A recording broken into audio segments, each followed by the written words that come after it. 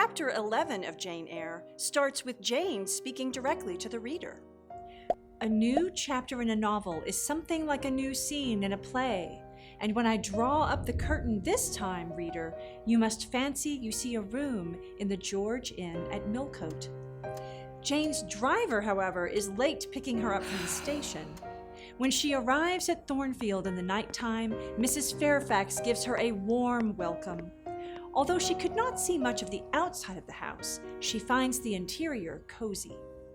The next day, she learns that Mrs. Fairfax is not the owner of Thornfield, but rather Mr. Rochester, who is away on travels. She learns that she will be tutoring Adele, an 8-year-old French girl whose mother was a singer and a dancer.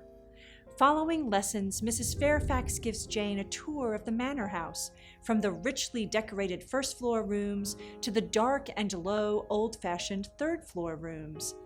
When Jane hears strange laughter coming from one of the third-floor rooms, Mrs. Fairfax explains that it must be Grace Poole, a servant.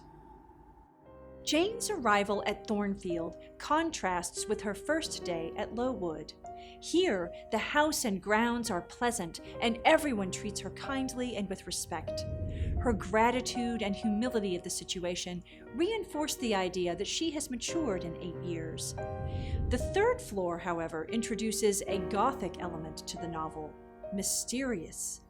It feels dark and heavy, and Jane finds it difficult to connect the unearthly laughter to the person of Grace Poole. In talking with Jane on her arrival, Mrs. Fairfax comments that she looks forward to having someone to talk to. Jane's direct address to the reader is echoed in the final chapter of the book, which begins with the famous line, "Reader, I married him."